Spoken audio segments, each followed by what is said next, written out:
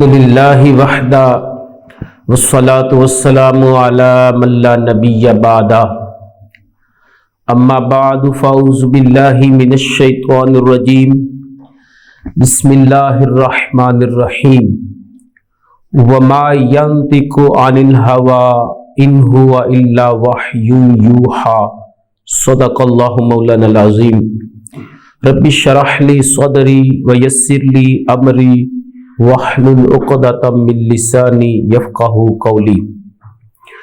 معزز اساتذہ اکرام اور عزیز طلباء اور معزز ناظرین و ناظرات، السلام علیکم ورحمۃ اللہ وبرکاتہ۔ آج جس موضوع پر گفتگو کرنے کا اتفاق ہوا ہے وہ انتہائی اہم موضوع ہے۔ وہ موضوع یہ ہے کہ آج سوشل میڈیا کا دور ہے اور سوشل میڈیا پر بے شمار مواد ایسا اپلوڈ کر دیا جاتا ہے، خصوصاً احادیث نبوی صلی اللہ تعالی علیہ وآلہ صحابہ بارک وسلم کے لحاظ سے، کہ جو اتھینٹک نہیں ہوتا۔ تو اس بارے میں شرعی حکم کیا ہے، اس موضوع پر آج انشاءاللہ گفتگو ہوگی۔ جب بھی ماہ رمضان قریب آتا ہے یا ماہ ربیع الاول شریف قریب آتا ہے تو ایک میسج جو ہے وہ بہت زیادہ گردش کرتا ہے سوشل میڈیا پر۔ وہ میسج کیا ہے؟ وہ یہ ہے کہ جب ماہ رمضان شریف قریب آئے گا تو یہ جھوٹی حدیث جو ہے وہ گھڑ کے پیش کی جاتی ہے، اپلوڈ کی جاتی ہے۔ وہ یہ ہے کہ جس نے سب سے پہلے رمضان شریف کی خوشخبری سنائی، کسی کو خبر دی سب سے پہلے، اس کے اوپر دوزخ حرام ہو گئی، جنت واجب ہو گئی۔ اس طرح کا میسج جو ہے اکثر یہ سوشل میڈیا پہ اپلوڈ کیا جاتا ہے۔ اور پھر ایسے ہی جب ربیع الاول شریف قریب آتا ہے تو اس وقت بھی یہی میسج گردش کرتا ہے کہ جس نے سب سے پہلے ربیع الاول کی خبر دی اس کے اوپر دوزخ کی آگ حرام ہو گئی۔ ایسی کوئی حدیث نہیں ہے، کسی کتاب میں بھی ایسی روایت نہیں آئی، کیونکہ جیسے کہ پچھلے لیکچر میں ذکر کیا ہے کہ قرب قیامت علم اٹھا لیا جائے گا۔ اور کیسے اٹھایا جائے گا؟ علماء دین کے دنیا سے چلے جانے سے علم حق اٹھ جائے گا، اور اس کے بعد پھر جاہل جو ہے وہ اس مسند پہ بیٹھ جائیں گے، پھر بغیر علم کے فتوے دیں گے، اس طرح خود بھی گمراہ ہوں گے، دوسروں کو بھی گمراہ کریں گے۔ یہ پچھلے لیکچر میں نے اس کے اوپر ذکر کیا تھا۔ آج چونکہ قرب قیامت جو ہے یہ بہت قریب ہے، قرب قیامت کے قریب بہت سارے فتنے رونما ہو رہے ہیں، ان میں یہ فتنہ بھی بہت عام ہے کہ بغیر تحقیق کے ہم جو ہے بات آگے کر دیتے ہیں۔ خصوصاً نبی کریم صلی اللہ علیہ وسلم کی حدیث کے حوالے سے ہم نہیں دیکھتے کہ یہ حدیث ہے یا نہیں، بس جیسے پڑھتے ہیں سوشل میڈیا پہ دیکھتے ہیں تو فوری آگے سینڈ کر دیتے ہیں، فارورڈ کر دیتے ہیں۔ اب اس کا شرعی حکم کیا ہے؟ اس کے بارے میں نبی کریم صلی اللہ علیہ وسلم نے پہلے ہی خبر دے دی تھی، کیونکہ اللہ تعالیٰ نے نبی کریم صلی اللہ تعالیٰ علیہ وآلہ صحابہ بارک وسلم کو جو آنے والا دور ہے اس کے حوالے سے جتنے بھی فتنے رونما ہونے تھے ان کے متعلق نبی کریم صلی اللہ علیہ وسلم کو اللہ تعالیٰ نے وحی کے ذریعے باخبر کر دیا تھا کہ قیامت تک کیا کیا فتنے رونما ہونے والے ہیں۔ اس کے حوالے سے خبر دے دی تھی اللہ تعالیٰ نے وحی کے ذریعے سے نبی کریم صلی اللہ علیہ وسلم کو۔ تو اس میں سے ایک فتنہ یہ بھی تھا کہ جھوٹی حدیثیں گھڑ کے نبی کریم صلی اللہ تعالی علیہ وآلہ صحابہ بارک وسلم کی طرف منسوب کرنا۔ یہ فتنہ بعد جب حدیثیں لکھی گئی، تدوین کیا گیا، حدیث کو مدون کیا گیا، اس وقت میں یہ فتنہ بہت عام تھا۔ جب حدیثیں مدون کی گئی، جمع کیا گیا، ان کی تدوین کی گئی، اس وقت یہ فتنہ بہت عروج پہ تھا۔ اس کے لیے پھر محدثین نے بہت زیادہ شرائط کے ساتھ حدیث کو قبول کرنے کے لیے جو اسماء الرجال کا جو فن ہے وہ ایجاد کیا. تو آج کے دور میں بھی حدیثیں گھڑنے کا فتنہ جاری ہے. جیسے کہ میں نے مثال پہلے دے دی ہے کہ ربیع الاول شریف کے مہینے کے آنے سے پہلے اور رمضان شریف کے مہینے کے آنے سے پہلے جو یہ میسج گردش کرتا ہے کہ جو سب سے پہلے رمضان شریف کی یا ربیع الاول کی خبر دے گا اس کے اوپر دوزخ کی آگ حرام ہے. ایسی کوئی حدیث نہیں ہے. اس طرح بے شمار اور بھی جھوٹی روایتیں گھڑ گھڑ کے نبی کریم صلی اللہ علیہ وسلم کی طرف منسوب کی جا رہی ہیں آج کے دور میں. اور جاہل تو جاہل رہے، جو ایجوکیٹڈ پرسنز ہیں، پڑھے لکھے حضرات ہیں، وہ بھی یہ کام کر رہے ہیں. وہ بھی یہ نہیں دیکھتے کہ جو یہ میں نے پوسٹ پڑھی ہے کہ واقعی کوئی حدیث ہے یا نہیں، کہ اس کی میں پہلے تحقیق کر لوں. وہ بھی تحقیق کے بغیر اپلوڈ کر دیتے ہیں، فارورڈ کر دیتے ہیں آگے، جس سے کیا ہے گمراہی پھیل رہی ہے. تو ہمیں جب بھی کوئی بھی پوسٹ پڑھے جس میں نبی کریم صلی اللہ علیہ وسلم کی حدیث کا ذکر کیا گیا کہ یہ حدیث ہے، تو اس کی ہمیں پہلے تحقیق کرنی چاہیے. کسی عالم دین سے جو حدیث کا علم جانتا ہے اس سے پہلے تحقیق کرے کہ واقعی یہ حدیث ہے نہیں ہے کیا ہے. جب آپ اس کو جو پیش کریں گے وہ آپ کو بتا دے گا، اس کے نالج سے گزری ہوگا، آپ کو بتا گیا حدیث ہے یا نہیں ہے. تو اس لیے اسی طرح پھر صحابہ کرام رضی اللہ تعالیٰ عنہ کے اقوال جو ہے ان کے متعلق بھی ایسا ہی اکثر لکھا ہوتا ہے کہ یہ امام علی علیہ السلام کا قول ہے، حضرت علی المرتضیٰ رضی اللہ تعالیٰ عنہ کا یہ قول ہے، اکثر یہ لکھا ہوتا ہے. امام حسن علیہ السلام کا قول ہے، امام حسین علیہ السلام کا قول ہے، یا ابو بکر صدیق رضی اللہ تعالیٰ عنہ کا قول ہے، حضرت عمر کا قول ہے، حضرت عثمان کا قول ہے. اس طرح صحابہ کرام رضی اللہ تعالیٰ عنہ کے متعلق بھی اس طرح نیچے لکھ دیا جاتا ہے.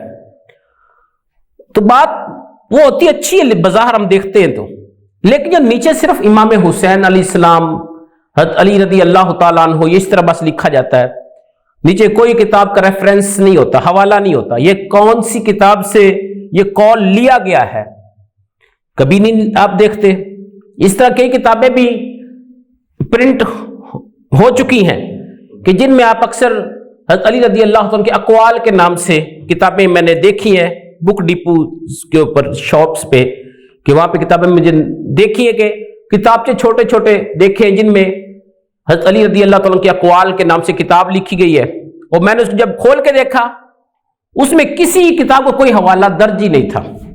جتنے بھی وہ باتیں درج کی گئی تھی کوئی کتاب کا حوالہ اندر تھا ہی نہیں، بس ایک عبارت لکھ دی گئی، جملہ لکھ دیا گیا، آگے حضرت علی رضی اللہ تعالیٰ عنہ، آگے بس بریکٹ میں لکھ دیا. تو یہ کیا ہے، اس طرح کیوں ہو رہا ہے؟ یہ علم سے دوری کی وجہ سے ہو رہا ہے، کیونکہ قرب قیامت علم اٹھا لیا جائے گا. یہ وہ دور آ گیا ہے علماء دین حق سے ہم رہنمائی نہیں لیتے، نہ ان کی کمپنی اختیار کرتے ہیں، نہ ان سے سیکھتے ہیں، نہ سمجھتے ہیں.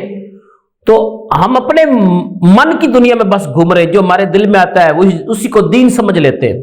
دین وہ نہیں جو ہم سمجھتے ہیں، دین وہ ہے جو اللہ کے رسول صلی اللہ علیہ وسلم کی وساطت ہم تک پہنچا ہے. اللہ کے رسول صلی اللہ علیہ وسلم نے ہم تک پہنچایا ہے، صحابہ کرام رضی اللہ تعالیٰ عنہ کی وساطت ہم تک پہنچا ہے. اس طرح ائمہ محدثین کے تھرو ہم تک دین چل کے آیا ہے، اس کو ہم لیں، نہ کہ سوشل میڈیا والی پوسٹ جو ہے ان کو اہمیت دیں. تو تحقیق ضروری ہے. اب جو اس طرح کے مواد اپلوڈ کیا جاتا ہے اس کے متعلق شرعی حکم کیا ہے؟ اب میں احادیث پیش کرتا ہوں اس کے اوپر. امام بخاری حدیث نقل کرتے ہیں، کتاب العلم میں نقل کرتے ہیں، باب اسم من کذب علی النبی صلی اللہ علیہ وسلم. یہ باب قائم کیا ہے کہ جو نبی کریم صلی اللہ علیہ وسلم پہ جھوٹ باندھے، کوئی ایسی بات کہے جو حضور نے ارشاد نہیں فرمائی، اس کا گناہ کتنا ہے. یہ پورا باب قائم کیا ہے اس کے اوپر.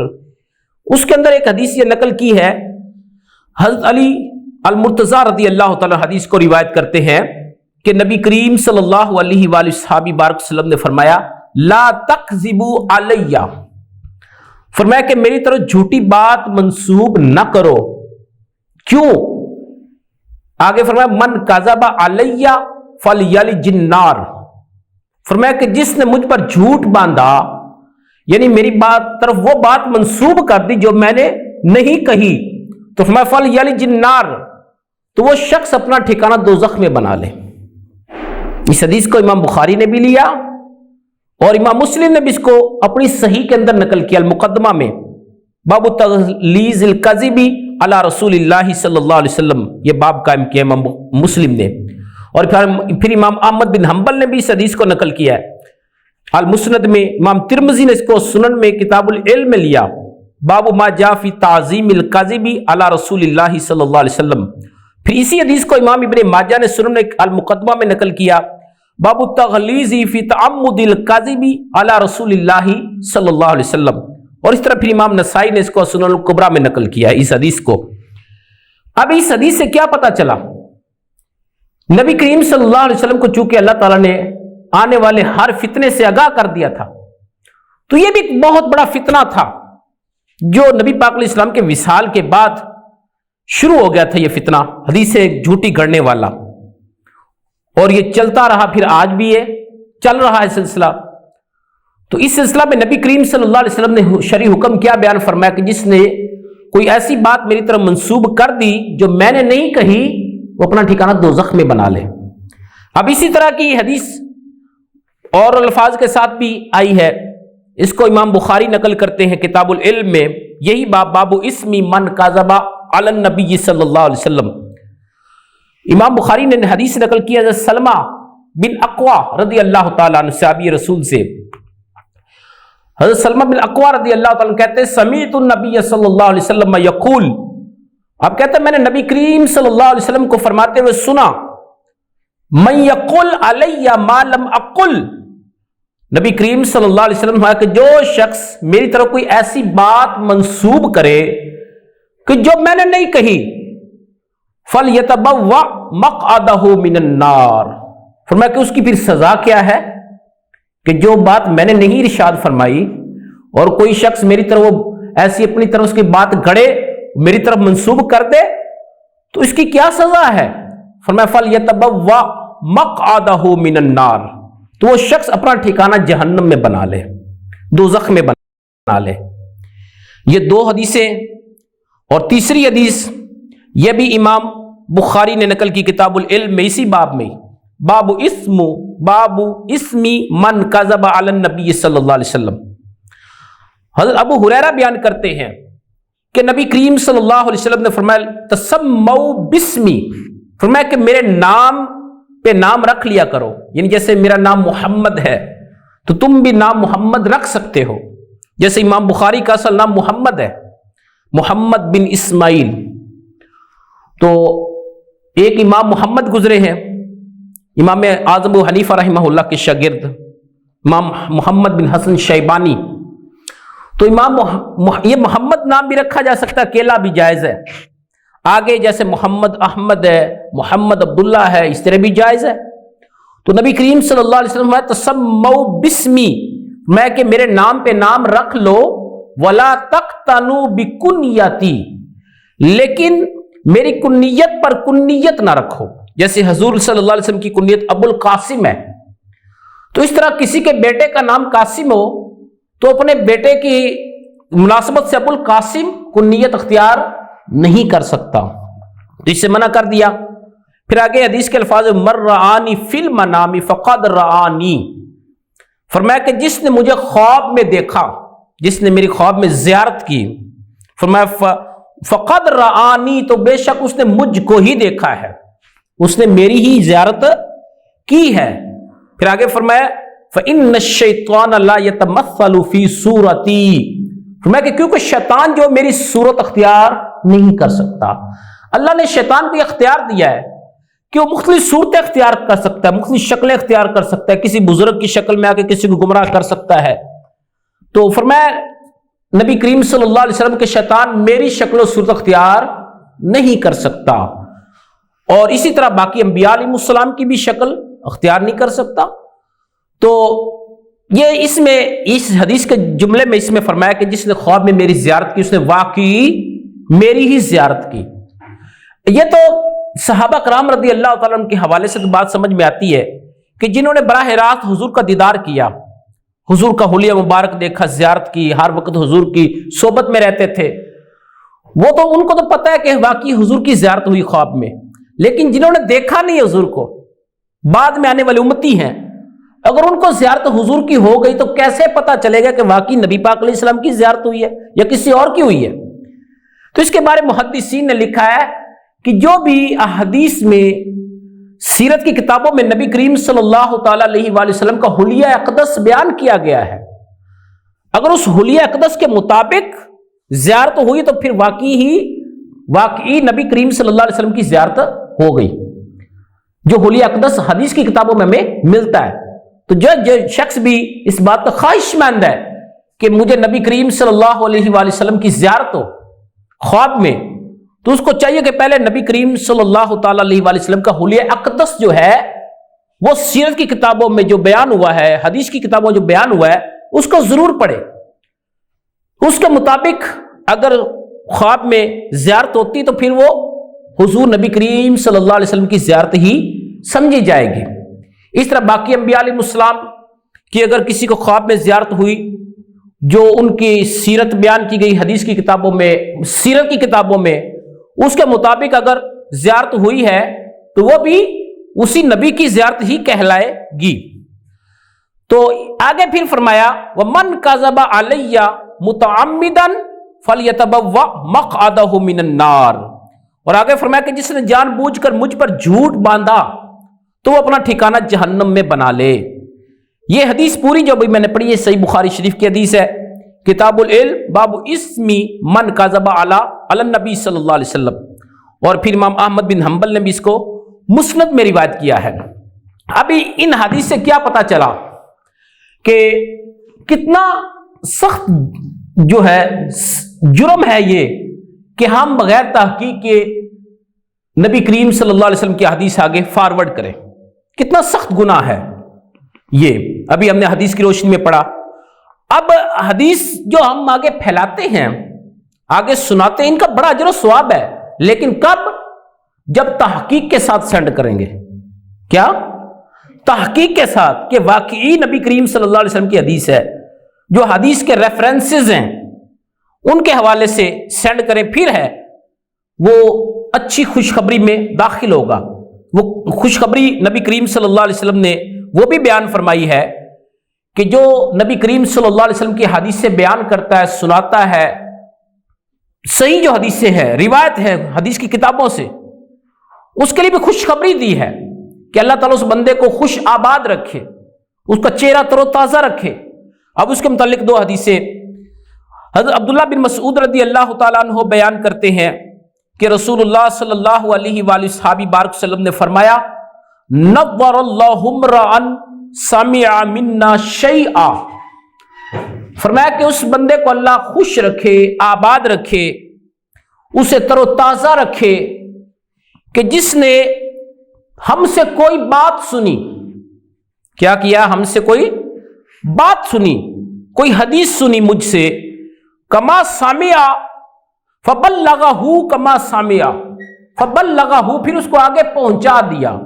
اس حدیث کو کیا کیا آگے؟ کس طرح؟ کما سامعہ، جس طرح مجھ سے سنا ہے اس طرح پہنچائے. اس میں دیکھیں وہی بات آگے پہلے والی حدیث کی تائید اس میں بھی بیان ہو رہی ہے. فرمایا کہ فبلغہ، پھر وہ جو ہم سے اس نے سنا ہے اس کو بیان کرے. کیسے؟ کما سامعہ، جیسے کہ سنا ہے مجھ سے اسی طرح آگے بیان کرے. پھر اس کے لیے خوشخبری ہے کہ اللہ اس بندے کو خوش رکھے، آباد رکھے. اس بندے کے لیے نبی پاک صلی اللہ علیہ وسلم دعائے خیر فرمائی ہے.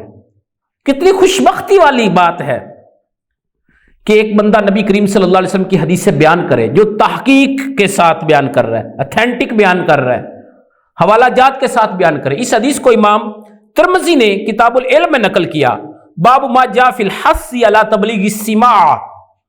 امام ترمذی نے لیا اس کو. پھر امام ابن ماجہ نے المقدمہ میں اپنی سنن میں نقل کیا، باب من بلغ علما. پھر اس کے اوپر آخری حدیث دے رہا ہوں وہ بھی اسی حدیث کے مطابق مفہوم رکھتی ہے. اس کو بھی حضرت عبداللہ بن مسعود رضی اللہ تعالیٰ بیان کرتے ہیں کہ نبی کریم صلی اللہ علیہ وسلم نے فرمایا نظر اللہ عمران سامیہ مقالتی. حدیث کے الفاظ مختلف ہیں، مفہوم ترجمہ وہی ہے پچھلی حدیث والا ہی. فرمایا کہ اللہ تعالیٰ اس بندے کو خوش رکھے، آباد رکھے، سامیہ مقالتی، جس نے میری حدیث کو سنا، فوعاہا، پھر اسے یاد کیا، وحافظہا، اچھی طرح ذہن نشین کر لیا. دونوں دیکھے جملے آئے ہیں، فوعاہا وحافظہا، پھر اس حدیث کو سن کے کیا کیا، اسے اچھی طرح یاد رکھا اور اسے اچھی طرح ذہن نشین کر لیا. پھر اس کے بعد کیا کیا، فبلغہا، پھر اس کو آگے پہنچا دیا، اس حدیث کو آگے پہنچا دیا.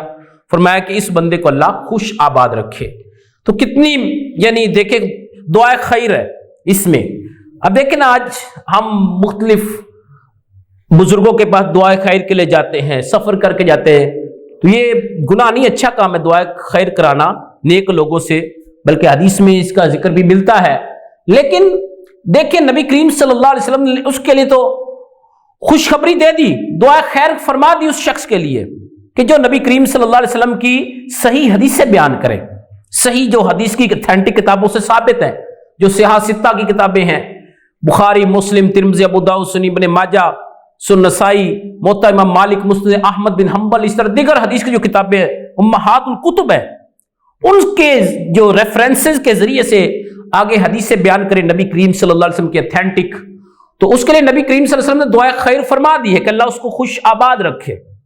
تو بندہ خوش قسمت ہے کہ جو نبی کریم صلی اللہ علیہ وسلم کی حدیثیں سنے، ان کو حفظ کرے، یاد کرے، پھر آگے اس کو پہنچائے. تو اللہ سے دعا کہ اللہ تعالی ہم سب کے حال پہ رحم فرمائے، کرم فرمائے، اور ہمیں صحیح جو ہے احادیث جو ہے ان کو آگے سیڈ کرنے کی توفیق دے تحقیق کے ساتھ. اللہ تعالیٰ سے دعا کہ ہم سب کے حال پہ رحم فرمائے، کرم فرمائے. وما علیہ الا البلاغ.